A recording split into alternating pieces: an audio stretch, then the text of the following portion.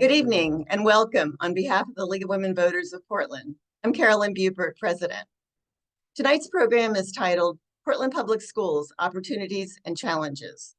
This webinar will highlight the ways Portland Public Schools is moving forward in the face of many challenges. We're excited to present this program to you with PPS leaders who are making a difference. This includes Dr. Sandy Husk, Interim Superintendent. Dr. Husk stepped in to steer the transition until a new superintendent is in place. The League is dedicated to making democracy work. One of our core beliefs is that democracy functions best when voters are informed and engaged in their communities. We present programs like this to give our Portland neighbors the opportunity to hear about community issues. Our moderator tonight is Frances Dyke. Fran is past president of the League, and she chairs the League's Education Interest Group. And Fran will introduce each panelist as the evening progresses. Fran, I'll turn the program over to you. Well, good evening, everyone. We look forward to learning of the positive progress and challenges that involve these leaders and others in the Portland Public School District.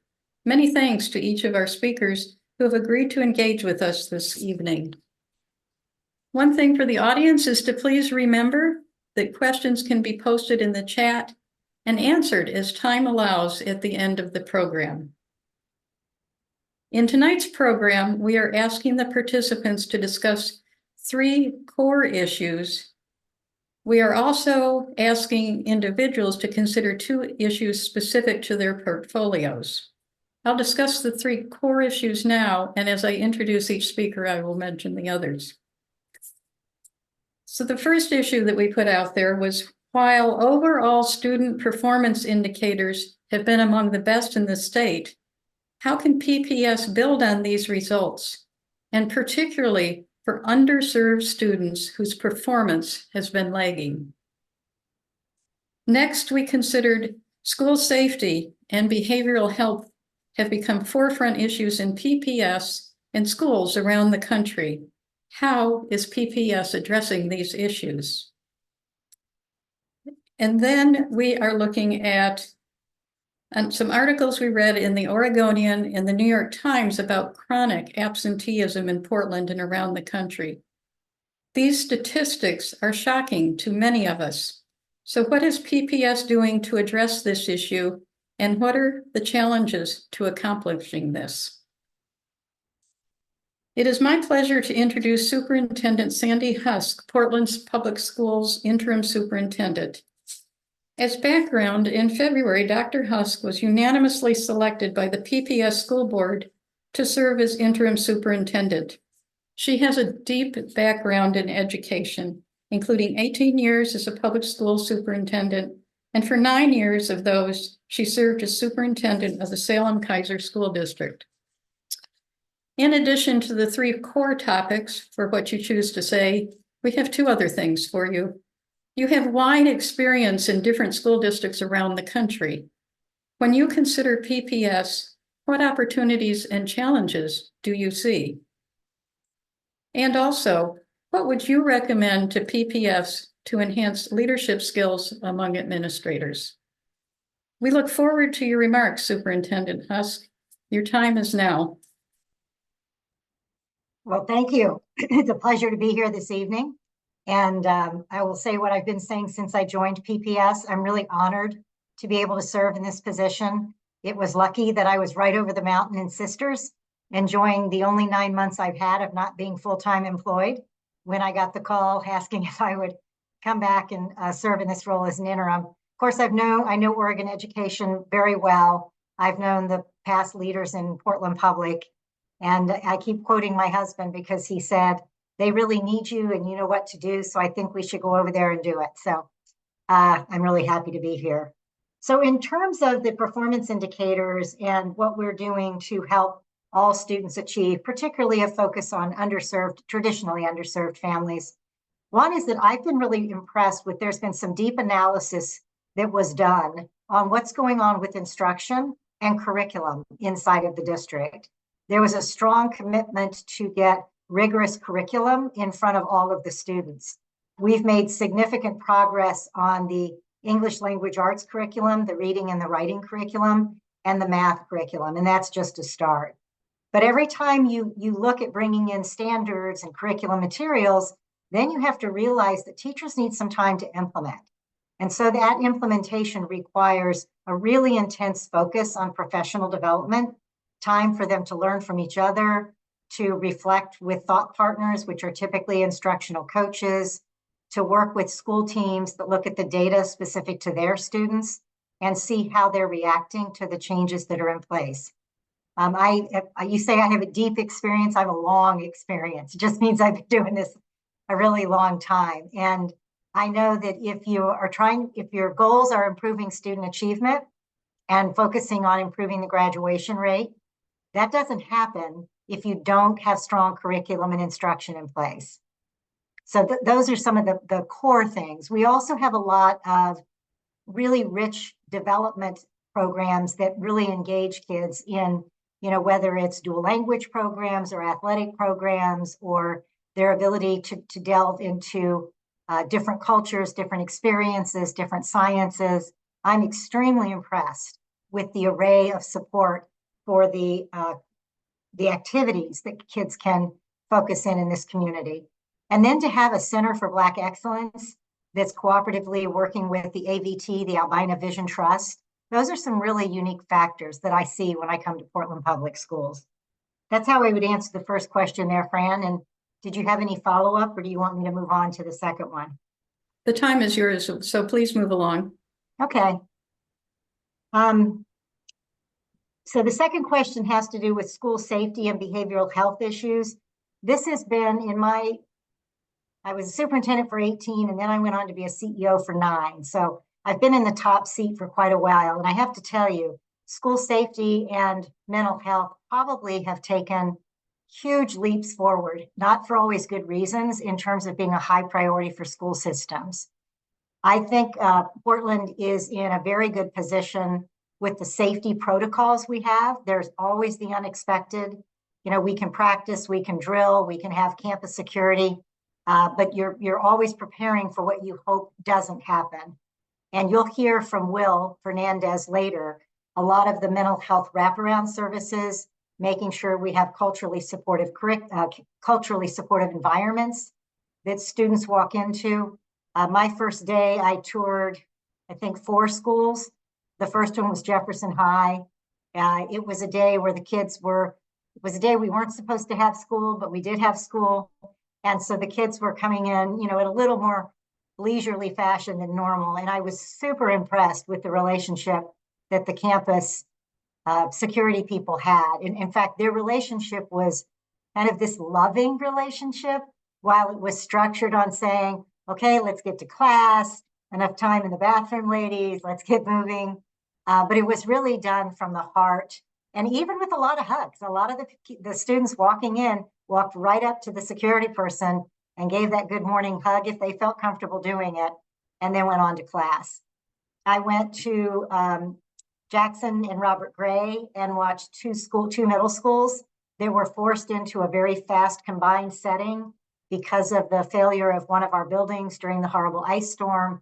Kids were orderly, teachers had what they needed. Yeah, the environment was not what we would desire always for middle school students, but they were handling it. And I know that was really rough on the whole community, but I will say, just like teachers always do, teachers and principals step up when they know their kids need help. I know we have a long list of other kind of behavioral services, the restorative, justice that we do. I don't know all those programs yet. I'm about halfway through my 5.5 months here. So I've not had time to learn all of them, but I'm sure some of the staff members that are on the panel here will be able to go more deeply into that later. And I will say I'm honored to serve with Michelle, Director DePass, and the other board members. They truly care and ask a lot of questions about what support systems are in place, what else do we need to have a strong school system. They're in there with me. It's very much a hands-on kind of a conversation and environment. Your third question was asking about chronic absenteeism, and the data on those are shocking. I'm not surprised that the articles are coming out. I'm happy that they're pointing out the problem, But what I wished I saw from some universities and other research centers that reporters could then report on is what's the stimulus? You know, what is it that's creating this environment? And we had a little bit of it before COVID, but it's just dramatically grown since COVID. What's the stimulus for parents making decisions or having to make decisions to keep students home? And particularly our youngest students, our kindergarten attendance and our first grade attendance. And when I was in Salem in 2006 and 2014, that's where our chronic absenteeism was starting. And so what we were trying to figure out was, what is it parents need to know and be motivated by to realize those are building blocks. Those are when we desperately need kids to be getting used to routines and language and interacting with students from a variety of neighborhoods so they can build their social skills and their ability for critical thinking and problem solving in school settings. So I know we have a problem. I know we're looking at the data. It's going to take resources and funding, because the first thing you're going to have to do, and I've done a lot of home visits. I was telling a group of principals today, my first year as a principal in Longmont, Colorado, I did 100 home visits in 2 weeks, mainly because we didn't have cell phones back then. And I was trying to figure out where the kids were and who was coming back, and they didn't have any phones. But going out and seeing why those students are at home, starting to track the data and the information on it, and then looking at best practices and interventions with students and with parents. With the little ones, it's going to have to start with parents. With the older students, we can talk about what are the motivations, what are the things that we can have you set a vision as a 9th grader and 11th grader to say, this is where I want to go in my life. And I know to accomplish that vision, I need to be in school. I want these support systems. You know, I want to achieve academically, athletically, musically. And that's going to lead me right into the next question, but I'm going to pause before we get to the distinct questions and see if there's anything else that you want to add as a follow-up, Fran, or if there's anything that bubbles up through the chat. On the chat, we answer those questions at the end of the meeting. Yes, I know that. I was just hoping maybe somebody put them in there. Because of my schedule tonight, I won't be all the way to stay all the way to the end. But the team of 3 you've got will be able to do anything I could have done also. Well, that's wonderful to hear. And I also do have one last question after you finish the other two for you. Okay, so the unique one do you want me to do the distinct questions now, Fran? Yes, what works for you? Okay, sure. So my distinct question was, you have a wide variety of experiences in a number of school districts around the country.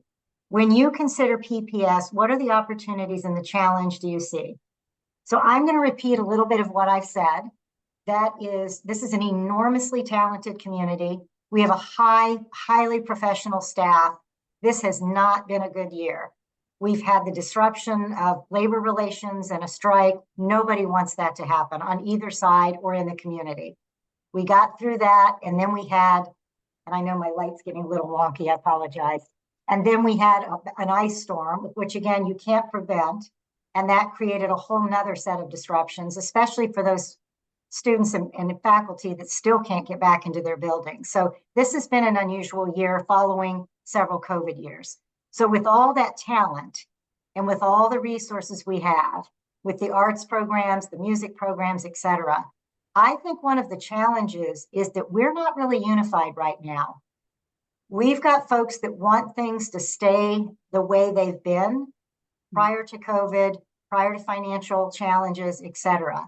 And we can't make things stay the way they've been. We've got a $30 million deficit this year. We're facing up to a $70 million deficit next year. On top of the revenues and the expenditures being widely apart, we've had a significant loss of ESSER funding, and we've also got declining student enrollment. So those 3 things are coming together all at the same time and creating this gap. When we're not unified, when parents say, but don't cut this program, or don't make my students' class size go up, when we're not unified that we need to figure this out together, what it feels like is, I want what I need for my student. I agree with them, and I want you to deliver it, and I want you to do it in a way that is just not possible. So what I hope is that as we continue to have really wonderful, challenging testimony in board meetings, rigorous debate about shortness of resources, that we can stay together, caring about Portland Public Schools, Portland community, and how do we talk to each other in a way that we may disagree, but let's disagree with respect. You know, let's come and use your time to speak in a voice where we can hear you. And then when we provide answers, please help understand that we just can't do every single thing that's coming forward. When I was doing this in 2010 during the Great Recession in Salem, over and over again, I kept saying, we will get through this. The question is going to be, how do we feel about each other on the other side? And I was meeting with union leadership this morning. I was meeting with some really great this afternoon, some great principal leaders this afternoon. And that's my request. This is an amazing system. This is a challenging time. How do we unify? And part of that unifying is to say to the legislature, we need your help. We're in some unique circumstances. This is not specific to Portland Public. These revenue challenges are across the state, they're across the region. And we're going to need the help of all elected officials at the school board level, the city, the county, and the state level. So that's my primary message about what makes this unique. Passion and advocacy can sometimes come across as criticism and anger. And I get it where it's coming from. It's coming from the heart. There's nothing more precious than talking about people's kids. And my last distinct question is how I would recommend to Portland Public to enhance leadership skills. I think that the principals need to know that they are the core of delivering community messages. And when we get too far away in the central office from saying that to them over and over again, they don't always have the information and the transparency they need in order to be sense makers when we go through tough times. They can do it. They've practiced doing this. They've trained for it. Even some of the ones that are in their first, second, or third year, they've got the skill set. But what we need to do is to build the repetitions so that they know we've got them. They know we care when they're standing in front of their faculty and saying, we're losing a 5th grade teacher. Class sizes look really big for the 5th grade. The district's aware of it. They care about us. We need to see how many, class size problems we have across this whole system before we can expect a response as to whether or not there's some additional teaching support that we can get. The same thing will be true when we're delivering really hard messages about downsizing central office. All of this is going to happen, and we will get through it. Our school leaders need to know that we care about them, we support them. They're highly trusted, and I hope that this community will continue to find a way to send that message, because their energy fills the hearts of the teachers, classified staff, etc., who then have the energy to take care of our kids.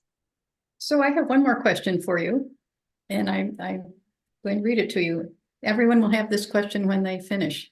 Based on your observations, what is the issue that you believe has the greatest impact on PPS today? The lack of unity. We've got all the potential. We've got all the intelligence and the will.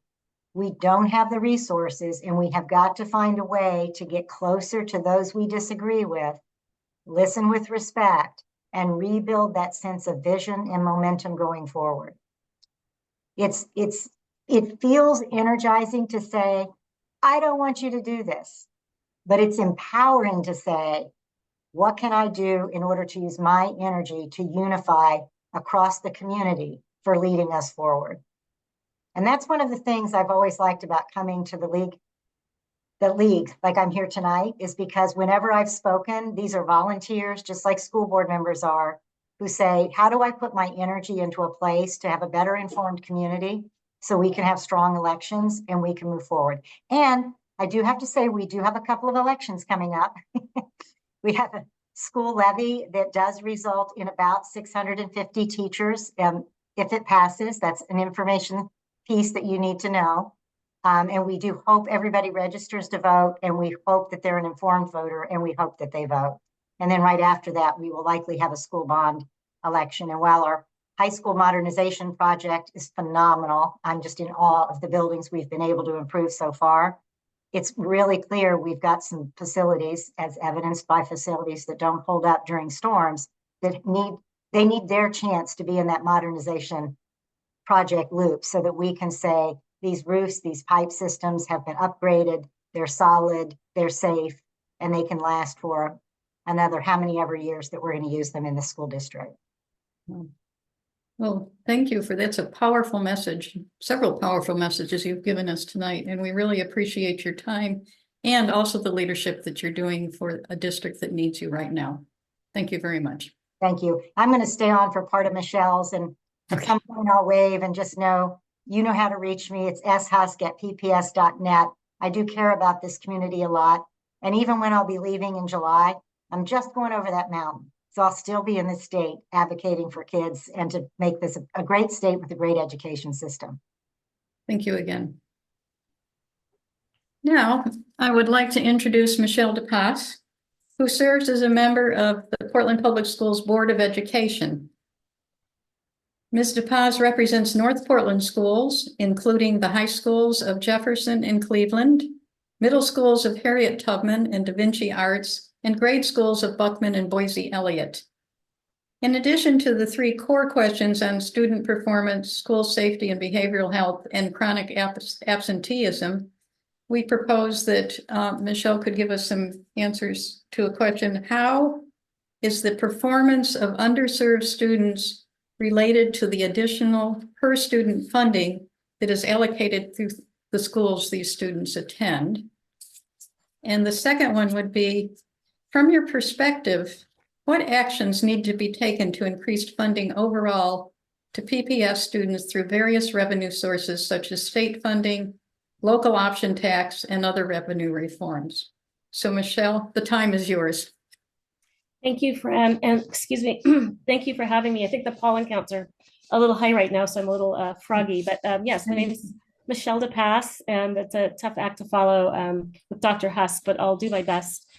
I'm Portland born and had an opportunity to go to school all over the place, including in Venezuela, Mexico, Washington, D.C. as a child, but really born and raised here and went to Portland schools here, and I'm a PPS mom. I'm going to answer that question a little bit later, or would you like me to start with those 2 distinct questions currently and right now? Whichever works for you best, Michelle, is fine. Sure. Okay, so I'll start with the questions that you'll be answering talking to everybody. Number one is PPS student performance indicators have been the best in the state. What can be done to take these results further, particularly among students from underserved families who often have not performed well?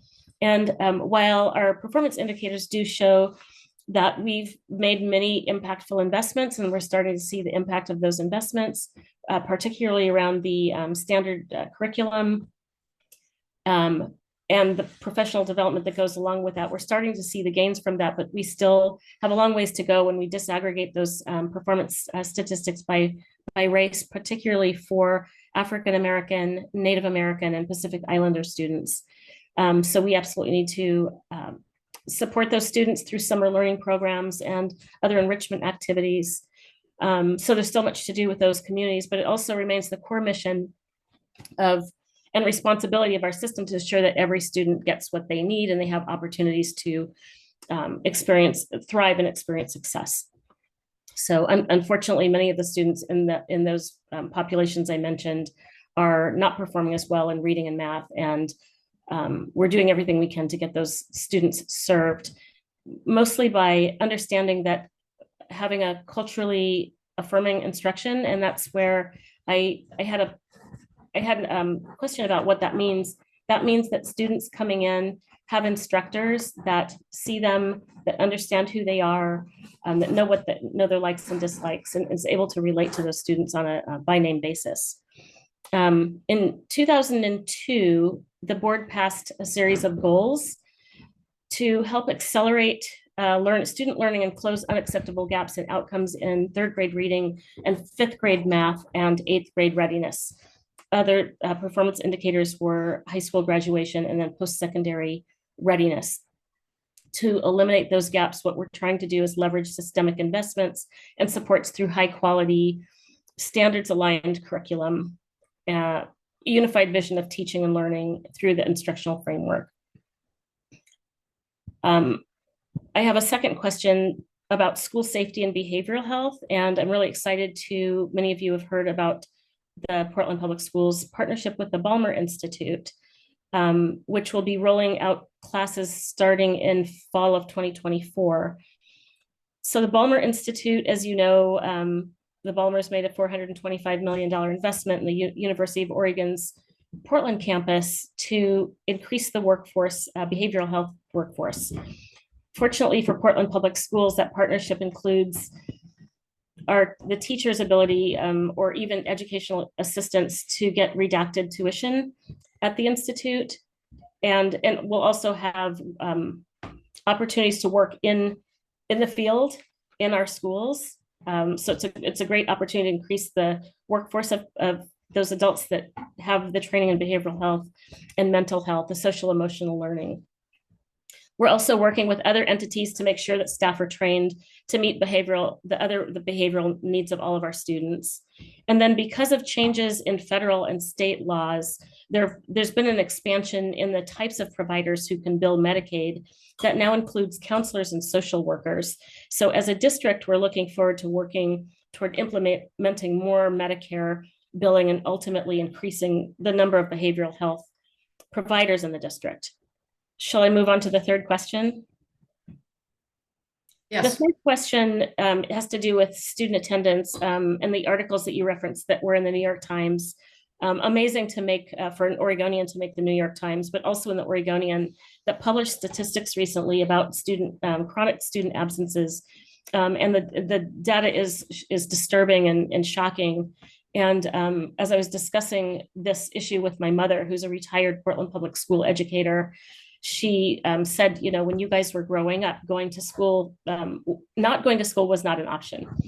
I'm not an expert in school attendance. I do know several people that work in doing, as Dr. Husk mentioned, going and doing those door-to-door visits with families and understanding what their needs might be.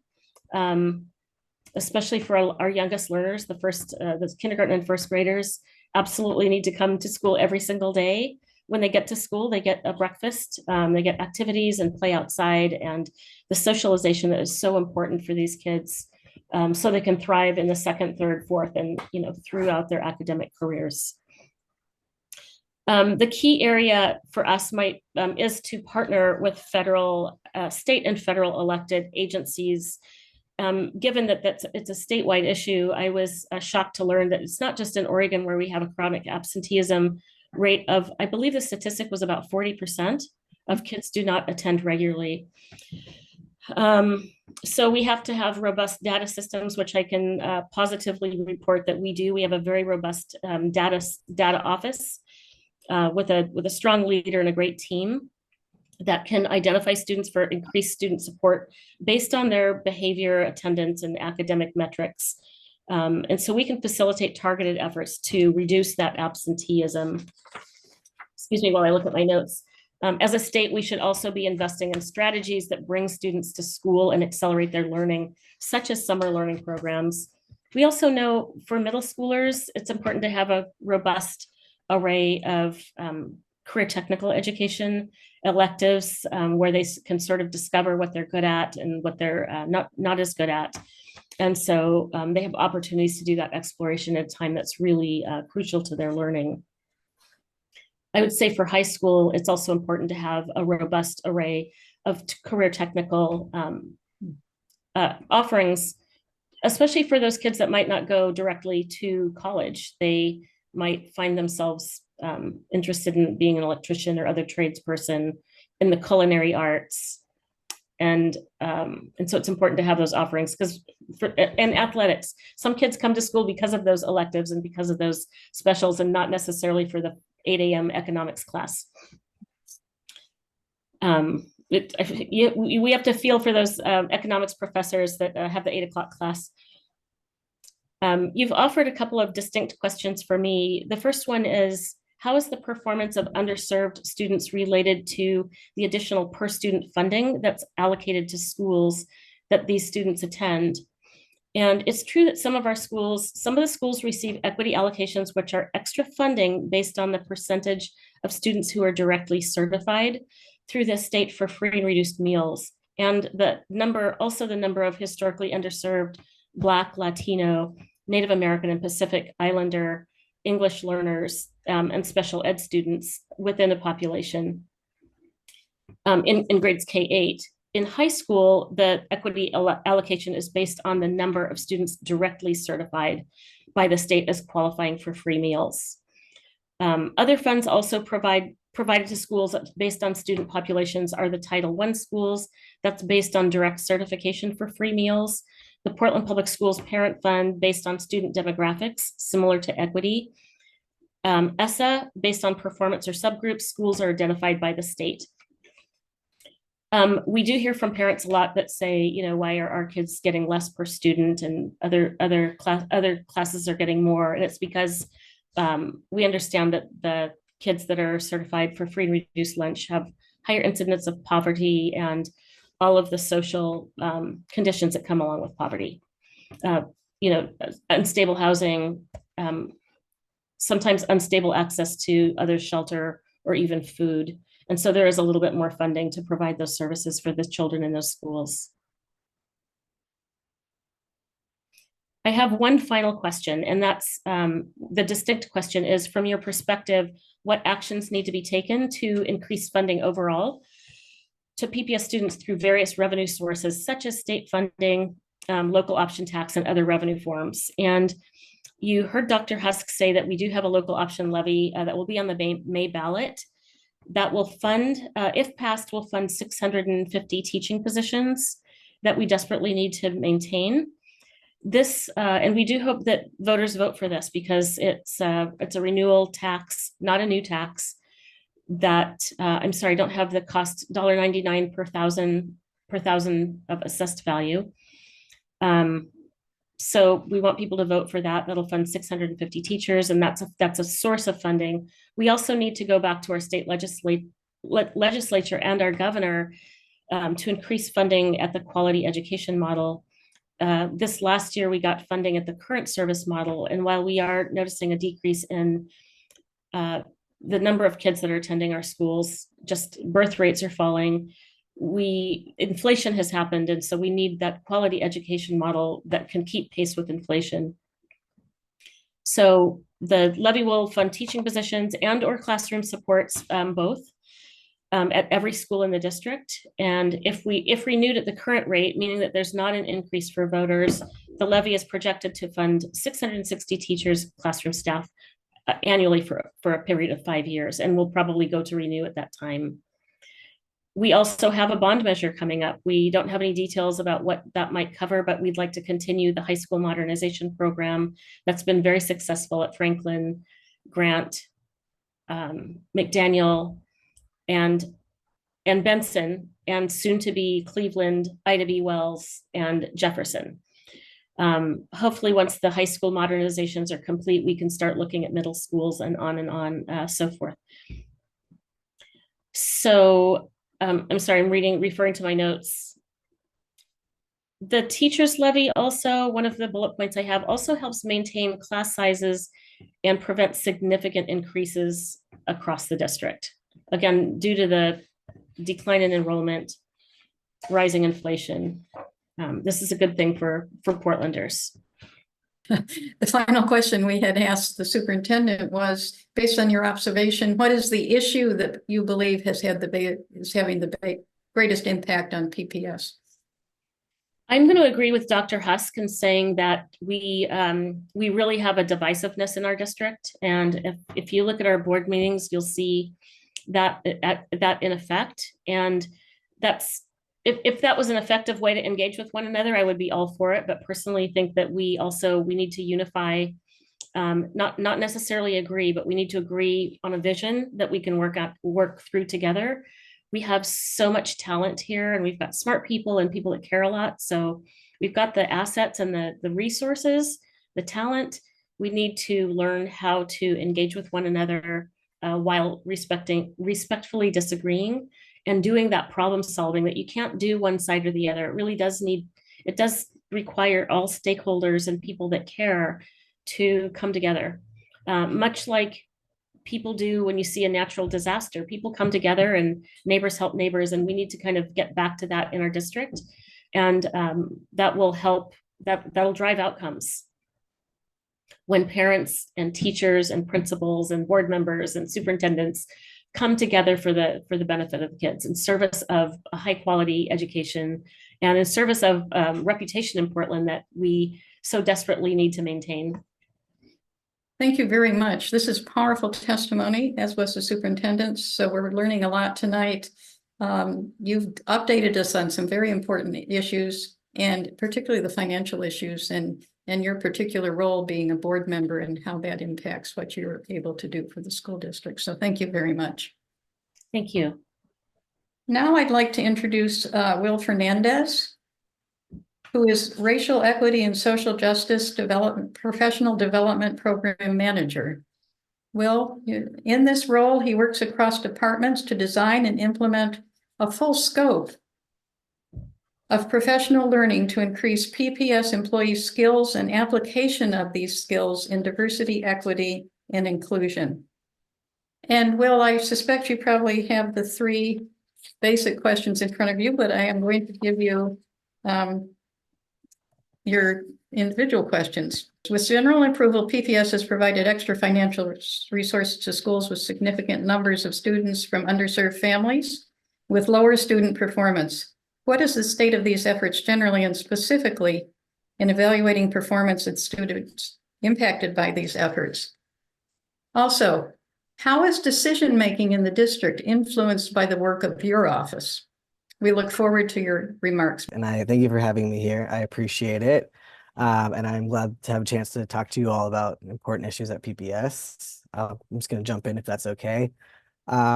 Around performance indicators in the state and how we're going to continue to further grow that out. Like Superintendent Husk and Chair DePass said, a big part of it is to continue our efforts around professional learning. We have amazing people in amazing places, and the more that we can support them and provide them with high quality professional learning, then we are going to be able to stretch that out across our districts. On top of just high quality curriculum and standards aligned education, it's also diving deep into culturally affirming and deeply engaging, which are the other two indicators on our instructional framework. What we know is that if students feel seen and heard and are deeply engaged in the curriculum, then we're going to see indicators of their success going up.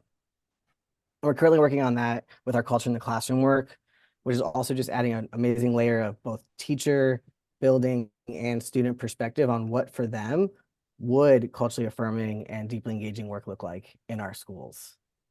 For our next question with the safety and behavior. So one of the things that PPS does really beautifully is that we do a very intentional and deep investment in our culturally specific community organizations, or CBOs, which is community-based organizations. And we intentionally put those in our schools where we have students who might be lacking the needs or the things that they need to show up to school, feel safe at school, feel seen at school. And that's a large investment that PPS has made for many years to support students' mental health and safety. Along with, again, continuing to do the work around professional learning for deeply engaging and culturally affirming work. Because if students feel seen and heard and valued in their classroom, then they're going to want to be in the classroom. And when students are in the classroom, that's the safest place that they can be in our buildings, is in their classrooms, learning and doing rigorous work and really getting their brains to sweat. Because if their brains are sweating, they're a little bit too tired to find themselves in other places or other things. So really, the more that we continue to move forward with our instructional framework, we will see our schools feel safer and our students feel a larger sense of belonging by those instructional moves and that high quality curriculum, which kind of bleeds, all of my answers kind of bleed into the same. So I'm just going to keep going. Because similarly, if we see an increased sense of belonging and we're deeply engaging and we're doing those culturally affirming moves at all levels of the organization. So from our central office to our admin, to our classroom teachers, to our nutrition services, our custodial staff, every educator in PPS is really deeply invested in culturally affirming and deeply engaging our students and understanding that they're here to learn and can learn, and a genuine belief that all of our students can learn and want to learn, then students are going to want to come to our buildings and we will see our attendance rates go up. That also, again, paired with and intertwined with the investment we make with our community partners, things like our Sun Schools and our other community-based organizations who can then provide for our families who might be having some housing concerns like Chair DePass mentioned, or food insecurities, or are just concerned about being able to pay their bills, or the safety of what's going on in the community, the larger community outside of PPS. One of the beautiful things that our CBOs can do is really provide those resources for families, because they get to operate slightly out of the confines of our institution. Some of our CBOs can actually go to homes and be like, hey, I got you. If you're feeling not okay about walking to school today, I'm going to walk with you, or I'm going to pick you up and take you to school. And that investment supports some of our most vulnerable students in being able to just access our buildings. And then I'll now move into our distinct questions, because everyone else has also articulated everything so well. I just feel like I'm doubling down on what everyone else has said. With general approval, what the efforts and also about in evaluating. So I think the key three things that I would talk about is in our culturally specific partnerships, we not only do our own data, so we receive data from our partners, we receive data from our students and families who are associated with our partners. We also pool data around the board goals for our students and families who are part of our culturally specific community partners, and we're constantly evaluating them. So we make sure that we are not only getting information from them, we're giving them back evaluatory information every quarter. So it's never a surprise for our partners around where their students are at, where their families are at, where they're at in achieving the board goals and supporting our students. We also do the same with our targeted interventions as a system. So our data team is constantly pulling data and providing it to the appropriate departments to make sure that are we hitting where we want to be curricular, student belonging, attendance. We're always looking at those. And then I think a beautiful thing that we do from a central office perspective is we actually do walkthroughs. We go into our buildings and say, hey, is this working? Are we doing the thing that we want to be doing? And then we also are always constantly looking at state testing data. We look at our successful school survey data. So we're always monitoring where our investments, and if our investments are the right investments, or if we need to pivot our investments, or sometimes even shift our investments. What we know to be true post-COVID is demographics of Portland have changed. We also need to make sure that we're not constantly falling back on maybe old tropes around what are the affluent sides of Portland, or where do all the underserved students go? That's a false narrative. So we have to be really intentional to not fall into these traps around, because this school is in this neighborhood, that means X, Y, Z, but really digging into the data and seeing what that tells us, not just just old school beliefs around the city and who lives where in our city and what they have access to. How is decision-making in the district influenced by the work of your office? Not only by the use of data and an equity lens that drives decision-making in the district, but I think is also a big way that our office influences work, is that our team, our equity team, is involved, right? We are deeply tied with the Office of Teaching and Learning. So we understand why curriculum and instruction and equity need to be tied together. They're not two separate things. So we're part of those decision-making. We're part of how the instructional framework is going to roll out. We're part of helping roll that out, similar to our transformative social emotional learning, understanding that that is, again, not separate from equity and not separate from instruction. And so where I really see power in our office is how we're braiding this all together so that folks understand is, like I said earlier, equity is actually the fundamental belief that all of our students can learn, and then giving them access to that high quality curriculum and instruction so that they can really be the critical thinkers of their lives and their education. Great. And then the follow-up question, from your observations, what is the issue that you believe has the greatest impact on PPS? I think continuing to invest in our students of color. And what I mean by that is continuing to invest in our community partnerships, the Center for Black Student Excellence, professional learning for our amazing teachers around culturally affirming and deeply engaging, all of those things that we know are going to be huge levers. And then those things also that create, again, community safety. Sometimes our community partners have ways of talking to our families or connecting with our families that folks from our central office maybe can't do due to just historical context, power dynamics. And so the more in partnership that we're constantly working with our community partners to really understand their role in instruction and high quality instruction, how they can support that. And again, that it's not separate. For a very long time in Portland, or in PPS, we felt like things are separate. And so to braid that together authentically so that folks understand that we all need each other for our students to succeed.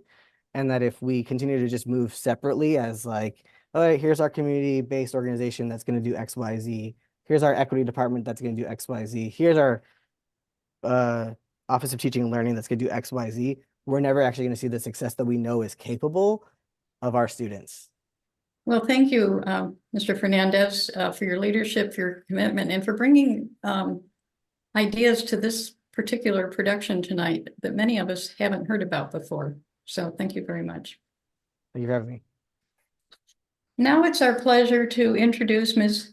Christina Howard, Interim Chief Academic Officer, Senior Director, Teacher Professional Learning in the Office of Teaching and Learning.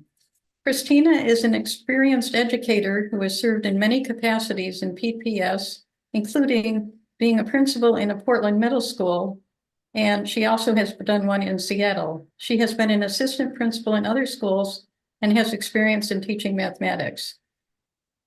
In addition to the core questions, we provided 2 specific ones for you, so thank you. You have wide experience in different school districts around the country. When you consider PPS, what opportunities and challenges do you see here? We would also like you to talk about your particular work as a middle school principal and to tell us what you've learned from parents, students, other administrators with regard to dysfunctional schools. So Christina, it's your turn.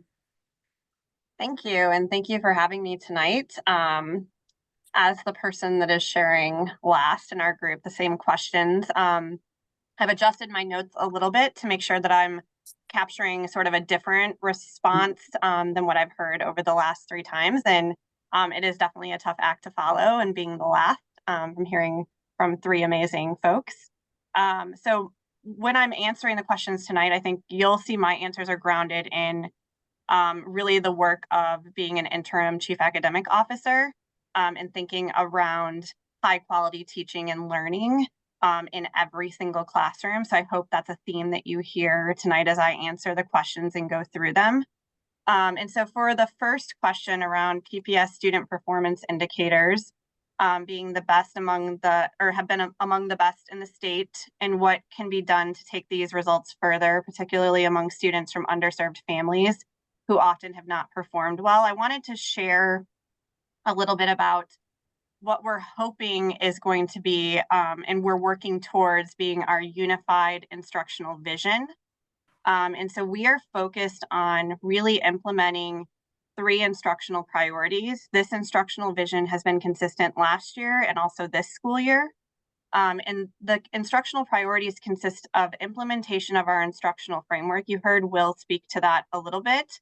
Around the components of the framework. So when we're talking about our instructional framework, that's really our framework for high quality teaching and learning in every single classroom. And it consists of 4 components: grade level standards aligned, culturally affirming, deeply engaging, and data driven.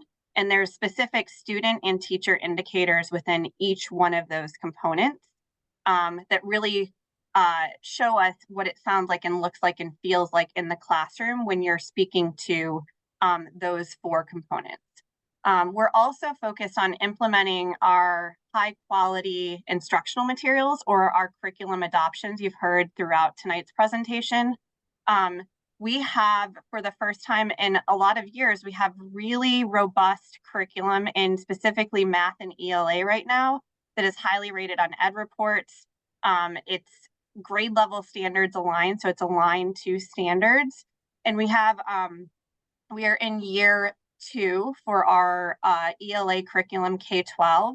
We're also in year 2 for our 6-12 math curriculum, and we're in year 3 implementation of our K-5 math. And we're seeing really promising results as you begin to see over time, the longer the years of implementation, the more positive results we're seeing as it relates to our student outcome data.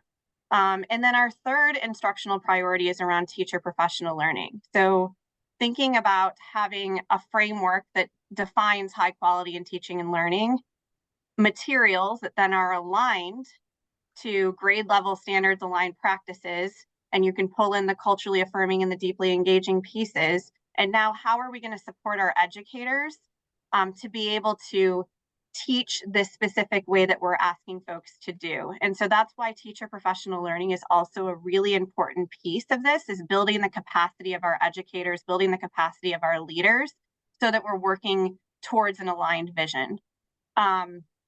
We also have a clearly defined why.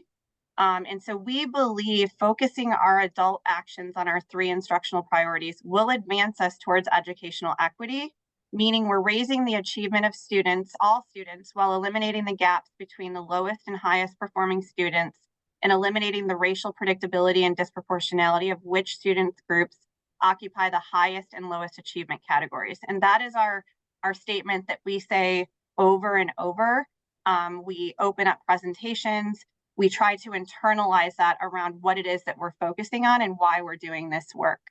And so in addition to supporting and focusing on strong tier 1 core instruction, which is really the instructional priorities that I just shared, that's really talking about our tier 1 every day, all students are getting this access. We have other things that we're doing as a system to support students that may not learn it during the tier 1 instructional time. So we have things like Summer Acceleration Academy that has been robust for the last several years, where we've really built out systems and structures and targeted specific students who are in need of extra supports in the summer, focused on academics and developing the academic skills that they may need more support on after spending the school year in the way that they have. And then high dosage tutoring is another area of focus. So we have students receiving right now in the springtime, we have students in receiving foundational reading support skills in 3rd, 4th, and 5th grade. And then we have some supports around algebra success in 9th and 10th grade. And that's been another opportunity for students who have not been able to meet the grade level expectation. We're able to then intervene immediately based on supports such as high dosage tutoring. We also have things like win blocks. So what I need now happening at the K-8 level, that's another opportunity for teachers to be able to pull students and support them. And we also have something called Flex at the high school level, which is another opportunity for students to get another differentiated and supported way after attempting the grade level instruction in their classroom. So if I think about the next question, around school safety and behavioral health becoming top issues. Again, I'm going to answer it on the academic side because it's all connected. And so when you think about delivering grade level standards aligned instruction, culturally affirming instruction, deeply engaging instruction, and data-driven instruction, we know students who feel safe and secure in their school environment are more likely to take an active part in their learning and perform better. We also know students who feel a sense of belonging, who feel connected and seen by trusted adults, also feel more safe and secure and connected to school. And they also are able to feel supportive in their school environment. And so from the academic side, school safety and behavioral health have a direct correlation to strong instructional practices happening in the classroom. And I mean, I think lots of other folks tonight have touched more about the specific programs that support. We have that as well, but from the academic side, it's really important to note that strong instruction, strong sense of belonging, strong culturally affirming practices in the classroom, strong engagement will help students in schools become safe, help students feel that they are trusted with a trusted adult and feel more successful in school.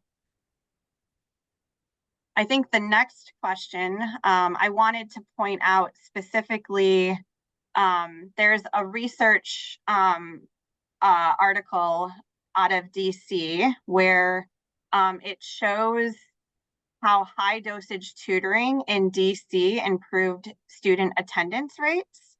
And they saw correlations between students not showing up to school because they were not feeling successful. And so when they were able to implement practices like high dosage tutoring, students were more motivated to attend because they had that trusted adult that was able to support them. And I shared in like 2 questions ago is our process in terms of high dosage tutoring. That's something we're implementing this year and we plan to implement again next year. And we want to track those and triangulate that data with our absentee data and see if there's any correlations, as that could be a promising practice. I also think things like our WIN systems in K-8 will also, there could be correlations between that too, because if students are getting what they need just in time and just those just in time supports to access grade level instruction and feeling more successful in school, they will want to come to school.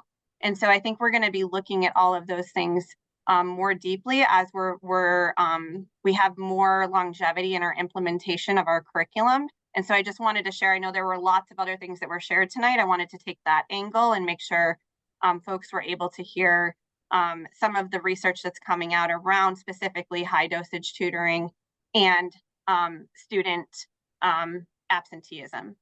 So moving to the distinct questions, and I think my first one was around just what did I learn from teachers and staff and parents as a principal at Ockley Green Middle School, and a school that needed a little more love and tender and care.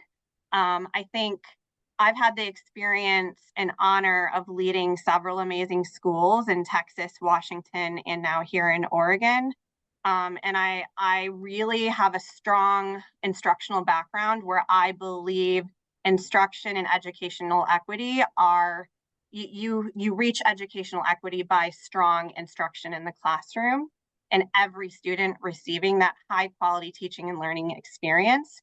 And so every time I've entered a school, including the way I entered Ockley Green, it's very intentional around taking a listening stand, understanding and learning about what are the systems and structures already in place at the school, what do families, what do students, what do community members want to see, what do they want in a leader, and then using all of that information to really determine what are next steps.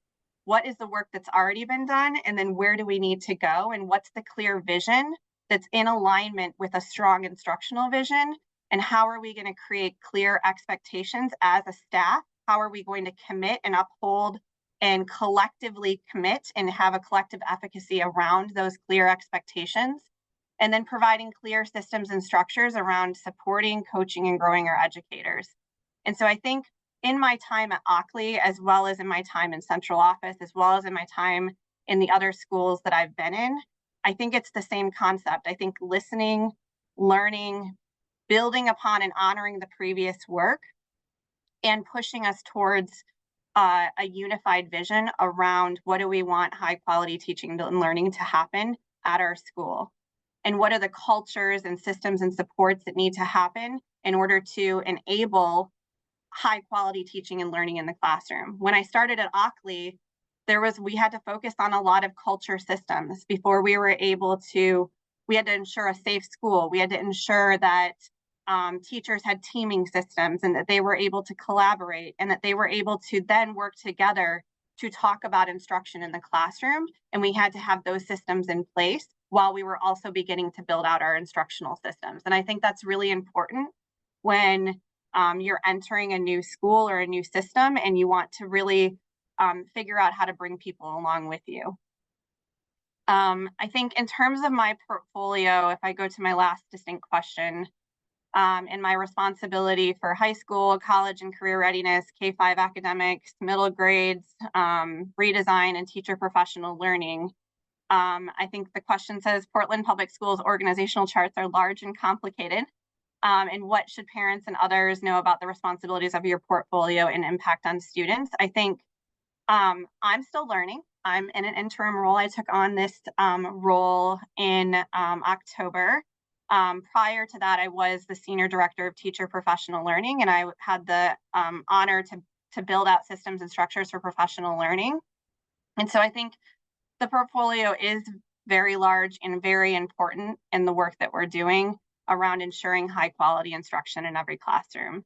I think really taking a stance around building capacity and providing learning opportunities for educators, providing coaching and supports. This year we transitioned to a school-based instructional coach model that has been transformational.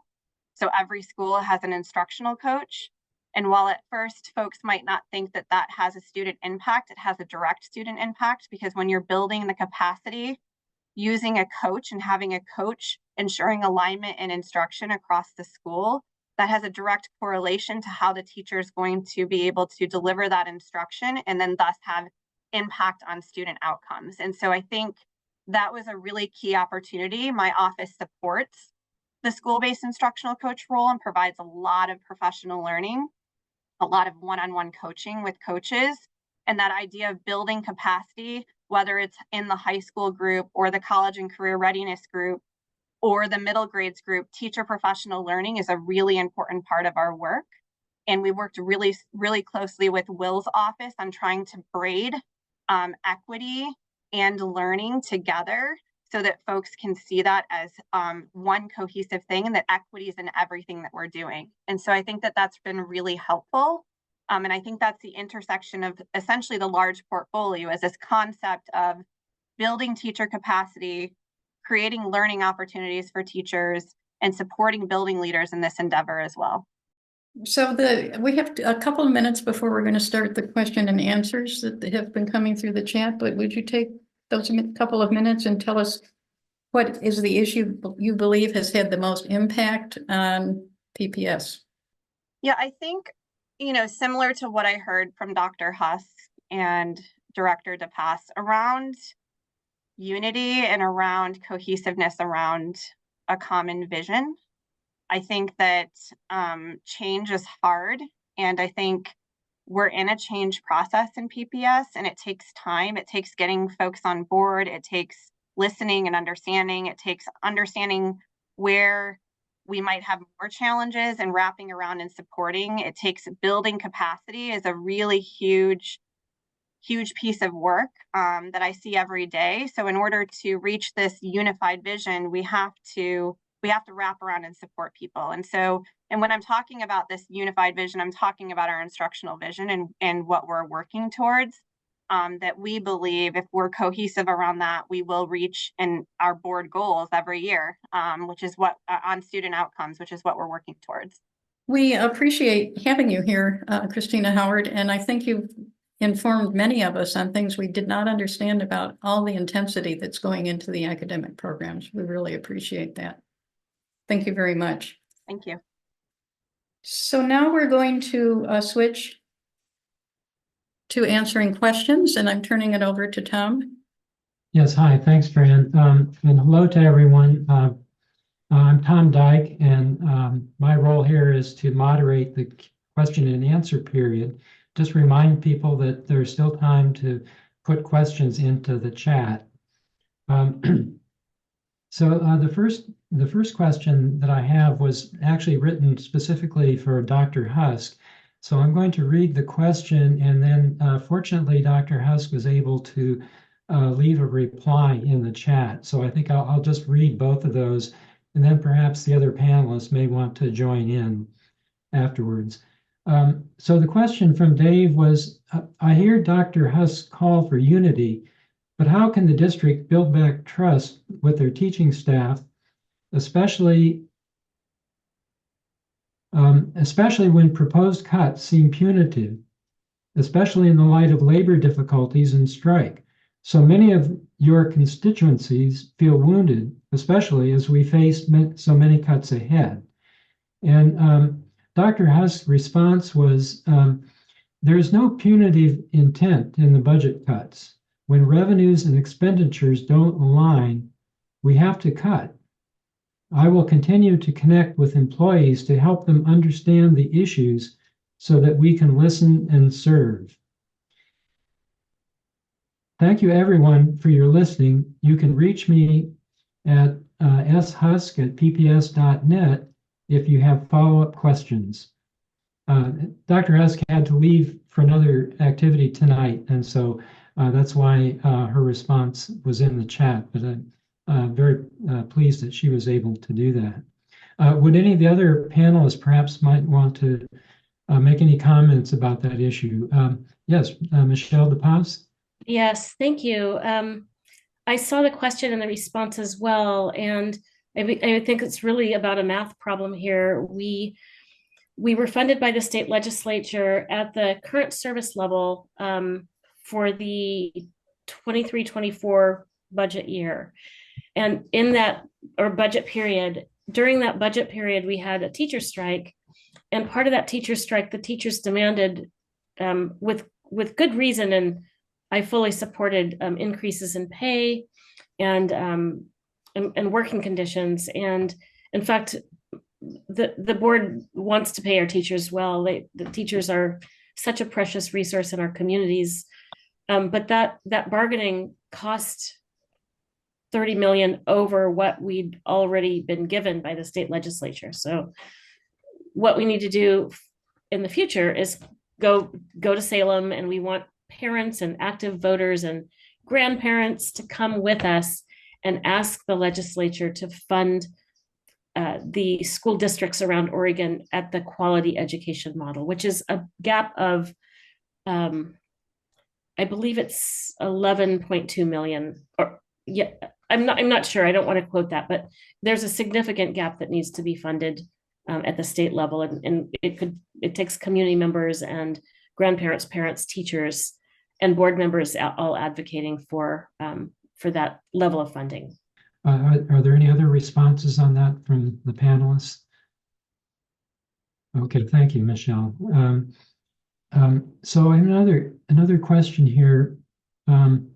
This comes from Mary. Civic education, such as 3 tiers of federal government, voting, Oregon government, and the legislature, constitutional issues, are taught at which grade levels at PPS? Thanks. So if whoever would like to respond to that on the panel, Mary would like to know about how civics education is handled in Portland Public Schools. I am not an expert in every standard, and my teaching background is math. My office provides supports to obviously teaching and learning. So we have a government class in 12th grade. I would have to look at the standards to see specifically which parts are covered there. And I believe there's some work in the middle grades too, between 6 and 8, where there are some civics courses as well. Again, I'd have to look at the standards. I think you can find those on ODE as well. We follow the ODE standards, so they're on the website, and it shares by grade level what is covered at each grade level. Okay, thank you. Of course, the League is very interested in civics education and are trying to help out as well.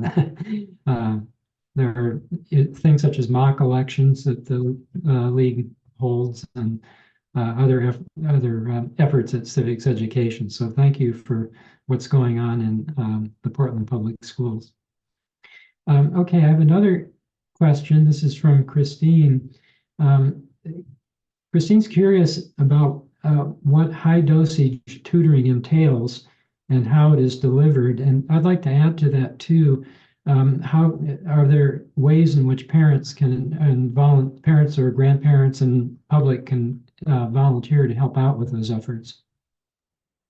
Yeah, I can take this one too, if that's okay to my Yes, thanks. fellow panelists. So high dosage tutoring is a research-based tier 3 intervention to provide support for unfinished learning. And so when I was talking earlier about our instructional vision for tier 1, this is a tier 3 support. So typically around 5% of students may need a tier 3 support. So there are students that after learning the grade level instruction and providing some scaffolding and supports along the way may still need some additional supports. So that's when it goes into a tier 3. The way we're doing high dosage tutoring right now in this spring session is that I'm looking off to my other screen too, because I have it up just to make sure. Our high dosage tutoring is defined by a frequency of 3 times a week. The duration is 30 to 45 minutes each session over 8 to 10 weeks. The focus is around targeted tutoring focused on discrete skills moving towards mastery. So when I shared a few minutes ago, when I was talking through the questions, the focus for grades 3, 4, and 5 is around foundational reading skills. The focus for grades 9 and 10 is a pilot, and it's around some algebra success. So some specific standards within algebra that are really important to student success. And then the groups are no larger than 3 students with 1 adult. So it would be a 1-to-3 ratio. And then tutoring is provided by either a certified teacher or a trained tutor. My understanding is that the trained tutor part is where potentially volunteers could support. And so I can get more information about that from our team. But that's my understanding. I know as we're heading into next year, we're very much looking at how can we support as many students as possible. And so if folks are interested in supporting, how could we support them in ensuring that they're trained up to provide the discrete skill that we're targeting and feeling confident in being a tutor. I know also a shift that we've done this time around in the spring is we've seen better data when we have the same person working with the same students for the entire 8 to 10 weeks. And so it's really a commitment to be able to stay with the same set of students in that 1-to-3 ratio at most, and then really building that relationship and that trusting adult that I talked about earlier is really an important component. Oh, thank you very much.